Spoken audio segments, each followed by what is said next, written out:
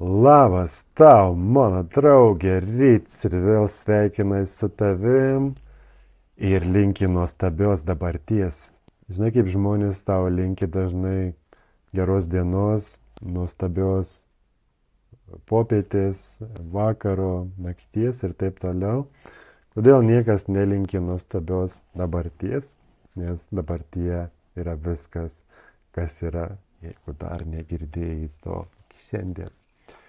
A, Labai gera praktika yra pastebėti per savo potyrius, kas vyksta dabar. Tai dabar aš matau savo kambarį, dabar aš girdžiu balsą savo ryčio, dabar aš jaučiu, kaip užpakalis padėtas ant fotelio, matau savo kompiuterį ir matau šviesą, matau pro langą vaizdą, medžius, dangų ir jaučiu jaukią šilumą, tokią temperatūrą tarp šilumos ir vėsumos, labai labai jaukią dabar ir jaučiu gerą jausmą viduje. Vos minimaliai jaučiu krūtinį spaudimą, bet jaučiu gerą jausmą, ramybę ir taiką viduje. Ir mano yra tokia dabartis per potyrius. Ką žmonės daro pasaulyje, visuomeniai, dauguma, jie nejaučia nieko arba labai labai mažai per savo potyrius, labai mažą dalį dienos. Žmogaus dėmesys yra potyriuose, dabartyje. Ir jo dėmesys yra tai, ką sako balsas galvoje mintyse. Tai balsas galvoje gali sakyti, kas vakarieniai. Kodėl jinai taip elgėsi su manim. Kaip tvarkyti tą mašiną, tą detalę, neaišku, kur gauti. Vaikai nesimoko, mokslai nevyksta, gauna blogus pažymius. Ir iš kur gauti uogienės blynams, taigi kepsiu dabar blynus, nebėra uogienės, kaip valgysiu be blynų, be blynų uogienę, ne, be uogienės blynus. Visa tai yra nuolatinis balsas tavo galvoje ir nuolatinis minčių srautas pa žmonės ir jos nuolat kalba ir pasakoja istorijas. Ir gera analogija tam yra, kai tu esi virtuviai pas kokį nors senelį, močiutę ir sena tokia radija, rusiška, žodžiu, sena radija yra įjungta ir ten vos jinai veikianti, ne, iš neatmenamų laikų ir jinai groja kokią nors ten laidą ir pasakoja kokius nors ten gyvenimo patarimus žmonėms per tą radiją, ne, ten kokia nors laida keista. Ir tai yra mūsų proto balsas, mūsų šitas balsas galvoj. Jisai visada yra apie praeitį, iš praeities sukurtas pagal praeities įvykius, niekada ne apie dabartį. Dabarčiai yra tik dabartis, dabarčiai yra tik potyriai skirti. Protas turi įrašyti tai, perdirbti, analizuoti, sudėlioti kažkokią struktūrą, sudėlioti kažkokius tai programas ir tada jisai gali mintis kurti apie tai ir pasakoti šitas istorijas, visas dramas. Ypatingai jeigu yra emocijos susietos su tuo, tai mintis, emocijos, istorijos, drama, visa tai yra šita radio sena rusiška stotis, kurios žmonės labai mėgsta klausyti ir yra daug klientų joje. Ir radija klesti dėl to ir niekaip nesibaigia ir nesustoja, nes yra tiek daug klausytojų jos šitam pasaulyje. Tai yra daug būdai gyventi gyvenimą čia, tu gali klausyti tos radijos kaip visi ir viską daryti, ką jinai sako, viską daryti, ką jinai liepia tau daryti. Ir jeigu liepia tau jinai neiti ten, kur nori, neiti ten, kur jauti širdį, tu dažnai klausysi to, nes jinai tau pasakys daug argumentų, kodėl tu neturi eiti ten, kur jauti širdį. Ir kodėl tu turi toliau klausyti tos radijos ir likti pastovi klientų ir mokėti narystės mokestį, ne, nuolatinis narystės mokestis yra tavo gyvybinė energija. Kai baigėsi tavo gyvybinė energija, kūnas miršta, tai kai tu klausai nuolatos tos radijos, tau kainuoja daug gyvybinės energijos, tai ir kažkada kūnas miršta, kai baigėsi jinai. Tai yra kitas variantas atsijungti nuo šitos radijos, nebeklausyti jos, bet pirmas paradoksas yra toks, kad jeigu tu nori atsijungti nuo tos radijos, turi leisti jai būti. Jeigu nori atsijungti nuo tos radijos, turi leisti jai būti. Jeigu neleisi jai būti, tu sukursi dar vieną radiją savo galvoje, kuri kovoja su ta kita radija ir jos pastoviai konfliktą sukurs.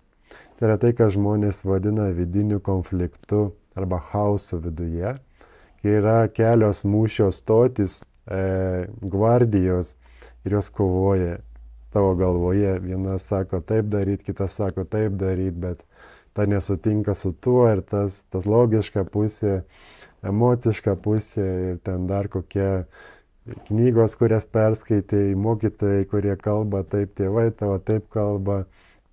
Ir, žodžiu, visuomenė, televizorius taip kalba ir jos visos pykstasi ten kovoja.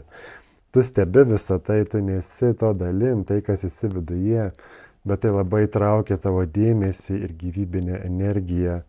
Siurbia, sakykime, tai visas tas įsitraukimas iš tas radio dramų stotis. Tai kad jeigu nori išeiti iš to, pirmas žingsnis yra leisti jai būti. Nekurti daugiau stočių, kurios sako, man nepatinka jinai, aš nekenčiu proto balso, aš nekenčiu to balso galvoje, dink iš čia, varyk iš čia, ne? Taip neveikia, taip tik sukursi daugiau stočių ir bus dar didesnis chaosas. Sakai, okei, proto darbas yra kurti, radijos darbas yra bandyti parduoti, kaip Facebook'e, ne, tu turi sieną ir scrollini ją ir gali paspausti reklamą tam tikrą. Ir jeigu tu ją paspaudi, tave nukreipia į kitą puslapį, kur tu gali nusipirkti narystę kokią nors arba produktą arba dar kažką. Jeigu tu nepaspausi jos, nieko toliau apie tai nebus, baigėsi istorija tavo su šituo dalyku, jeigu tu nepaspaudi toliau, tu laisvas.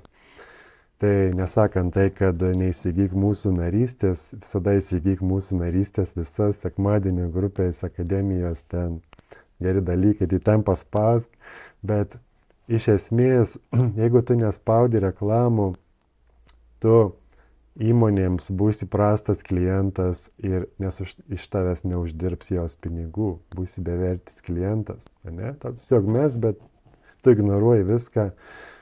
Ir tavo bus geras gyvenimas, bet būsi bevertis klientas įmonėms.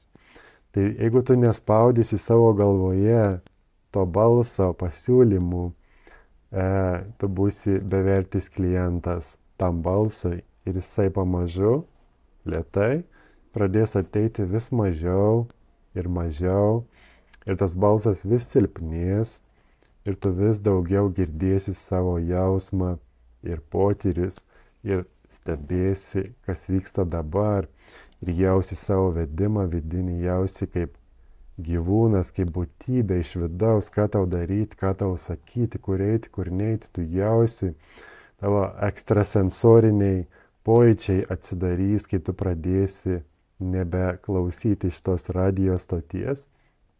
Ir tai yra nuostabu. Ir aš taip gyvenu, mes mokom žmonės to, tai yra nuostabu, tai veikia. Ir aš iš skirtingų pusių per visus šitos įrašus dalinuosi, kaip pažiūrėti į tai, kaip išeiti iš to. Dabar į YouTube pradedu dėti šitos video, tai paspausk prenumeruoti, jeigu matai ir klausai ir matai tą mygtuką, jėga. Ir žodžiu, kur aš ten baigiau, tai Viskas yra apie tai, kad būtum dabarty ir jaustum save, savo kūną, aplinką per potyrį, per jausmą ir potyrį. Balsas, kuris galvoje kalba tau, nesi tu, ir jisai kalba tik iš praeities sukurtom programom, ir jisai negali tau pasakyti teisingo atsakymo, kaip teisingai elgtis dabartyje, nes jisai yra sukurtas iš praeities įvykių. Tai pavyzdžiui, tu valgiai ledą kada nors, kokį nors ten firmos kriukriu ledą, ne? Atsimenu, valgydavau. Kriukriu ledą suvalgiai ir tau labai supykina paskutinį kartą, kai jį valgiai. Ir tavo sąmoniai protai įsirašė informaciją, kad kriukriu lygus šita kančia. Ir tu kitą kartą, kai pamatysi kriukriu, tu pagalvosi kelis kartus arba tau išmes šitą jausmą, šitą prisiminimą ir tu net nenorėsi pažiūrėti į jį, ne? Tai yra iš praeities informacija naudojama dabartį. Nors dabartį iš tikrųjų savo kūne, savo vidumi, tu norėtum jį suvalgyti, bet tu net negali pažiūrėti į šitą leidimą suvalgyti tai, nes tu prisimeni tą kančią iš praeities ir tu iškart atmeti, tai yra atmetimo režimas. Ir dėl to daugumai žmonių yra priimti sunku šitą informaciją, ką aš dalinuosi arba žmonės panašus dalinasi, nes yra daug pas žmonės įsitikinimų iš tėvų, iš aplinkos, iš visuomenės ir mokyklų ir visko, kas yra uždėta pas žmonės, programos visas. Per jas labai sunku yra pramušti ir paliesti žmogaus širdį ir kad jisai iš tikrųjų išgirstų, kad yra kiti būdai gyventi nuostabų gyvenimą, patirti save be kančios, be skausmo. Jeigu jauti skausmą, tai nėra skausmas psichologinis, emocinis, kažkoks tai yra tiesiog visai kitoks pojūtis ir trunka labai trumpai. Tikras skausmas labai greitai baigėsi. Tai yra net toks tyrimas padarytas, kad bet koks, net pati emocija, bet kokia emocija, kad ir kokia skaudi ir sunki, trunka 20 minučių ilgiausiai, kol jinai išsijaučia kūne, kol jinai būna kūne. Kas nutinka po 20 minučių, yra balsas galvoje, kuris tęsia istorijas apie tai. Tai tau palieka kas nors tave arba įskaudina tave, tau plyšta širdis. Ir tu būni su tuo, užmerki akis, jauti 100% tai, jauti, kas vyksta kūne, kaip spaudžia, kaip ašaros byra ir po 20 minučių, 15, 10 praeina ta banga, viskas nurimsta ir tau pasikeičia vibracija, energija ir tu eini toliau gyventi.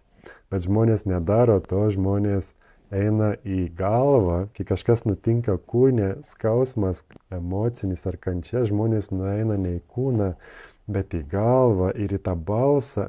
Ir tada jis sako, tu asilas, kaip tu drįsti man taip daryti, varyk iš čia, susirink savo daiktus, skiriamės, dalinam per pusę namą, dink iš čia iš akių, nenoriu matyti tavęs. Ir tada įsijungi, klausai liūdnas muzikas, pradedi, eini ieškoti sporto salės, dabar aš pavarysiu, dabar aš užvarysiu savo kūną taip, kad visos merginos, vaikinai bus mano, ne, iš šitos skausmo. Sako žmonės, kad geriausia motivacija sporto salėje yra skyrybos ir kai palieka tave kas nors, nes tada gauni tokį pliūpsnį pykčio, iš kurio tada varai kilnoti štangų ir pasirodyti pavarytą, ne? Tai visa šita drama yra sukurta mūsų balso, gali vadinti tai proto balsu, ego balsu, nesvarbu kokiu balsu tai vadini, bet žodžiu, mūsų galvoje groja radijo stotis, sena rusiška radija, kurią kažkokiu būdu žmonės, visi milijardai klausosi kažkodėl, bet yra būdas išeiti iš to. Tai pirmą žingsnį sakiau, leisk jai būti, toks žaidimas, jinai turi būti, kad galėtum išeiti iš jos. Jeigu ją ignoruosi arba bėgsi nuo jos, arba norėsi, kad jos nebūtų, bandysi ją sunaikinti, dar jų pasidaugins daugiau, leidi jai būti. Ir tada kitas žingsnis yra pasistengti netikėti tuo, ką sako jinai, ir tu gali pradėti netikėti tuo tik tada, kai išgirsti sąmoningai, ką jinai sako.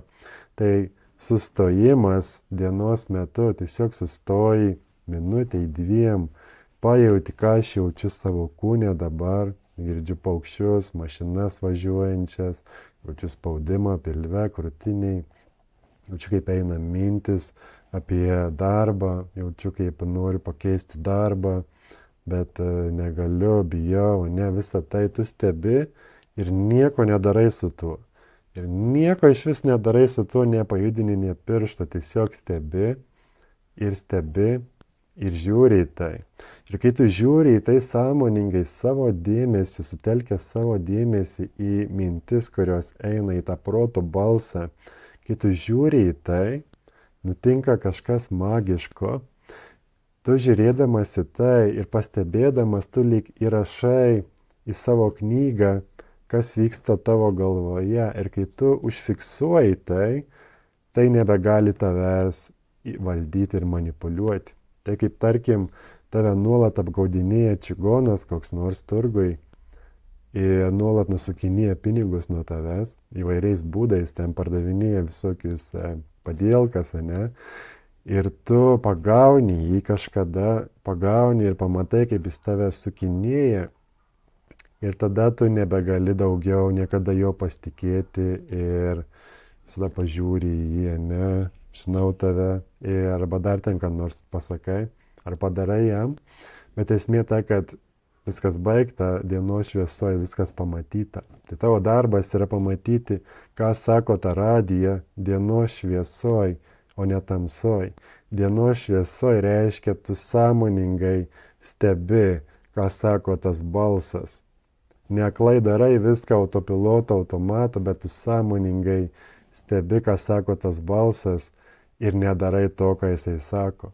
Jeigu dar nori geriau pavaryti ir laimėti prieš jį, parodyti, kur jo vieta, tu darai priešingai, negu jisai sako. Pavyzdžiui, jisai sako, aš niekada iš to lopo neapsikabinsiu daugiau gyvenime. Niekada, net neik prie manęs. Ne? Sako šitas balsas. Ir tu sakai, ne, aš jaučiu širdį, kad aš myliu jį ir aš nenoriu tikėti šituo sunkumu, šitą dramą. Ir tu nueini ir jį apsikabini ir pasakai, kaip jautiesi. Ir tada nutinka grožis ir magija, mano draugė. Kai tu darai priešingai, negu sako tau tas balsas, nutinka dieviškumas. Ir jeigu balsas, pavyzdžiui, sako, negali mesti to darbo, nes neišgyvensi, tau reikia pasirūpinti vaiku, tau reikia maisto pinigų, tu privalai eiti tą darbą, kurio nekenti. Sakai, žiūrėk dabar. Ir tu paimi ir meti tą darbą ir atsiduodi į Dievo rankas, atiduodi tai visatai ir sakai, parodyk, kur toliau eiti, aš žinau, kad čia ne mano vieta, nes aš nekenčiu to darbo, ir tada užmerki akis ir stebi, kur veda tave šią akimirką. Ir nutinka magija, kai išgirsti vidumi, kad dabar jauti paskambinti draugui, pavyzdžiui, papasako čia istoriją, arba parašyti Facebook'e, žinokit, hebra, jauti vedimą parašytą, ne? Žinokit, pajaučiau širdį, kad nebenoriu kentėti, nebenoriu daryti, ko nekenčiu, ir šiandien aš nusprendžiau mesti darbą ir ten dėl nuotraukų parašai viską. Ir tu matai, kad sulaukia tas postas 100 komentarų ir vienas iš jų tau siūlo naują darbą kur nors ten, kur tu svajojai, arba kviečia prisidėti prie kokio projekto. Ir va taip veikia dvasia. Tai žinutė tokia šiandien, kad yra radijo stotis, sena, labai įdomi visiems, bet iš tikrųjų niekam neįdomi ir nesukurianti jokios laimės. Nes mes gyvenam tada galvoje, mūsų energija galvoje, o ne kūne ir ne viduje. Tai mes iš galvos nuleidžiam savo energiją į kūną, savo dėmesį į kūną ir pradedi jausti, stebėti savo kūną ir savo potyris, viską, ką jauti, girdi, matai, užuodi ir ragauji, pradedi skirti ten savo dėmesį ir tada radijo stotis silpnėja ir pamažu jinai tolsta, tolsta, tolsta. Bet jeigu ir ateina stipriau, tu leidėjai būti, nekovoji su jie, tu ją prižiūri, bet tu eini su savo kūnu ir savo vidumi. Ir kiekvienas gyvūnas gamtoj, jisai žino iš savo vidaus, ką jam valgyti, kur jam eiti, kaip nuskristi gandrui į šiltuosius kraštus, kaip grįžti be GPS, be išmanių telefonų, ne, jie žino vidumi, jaučia tai.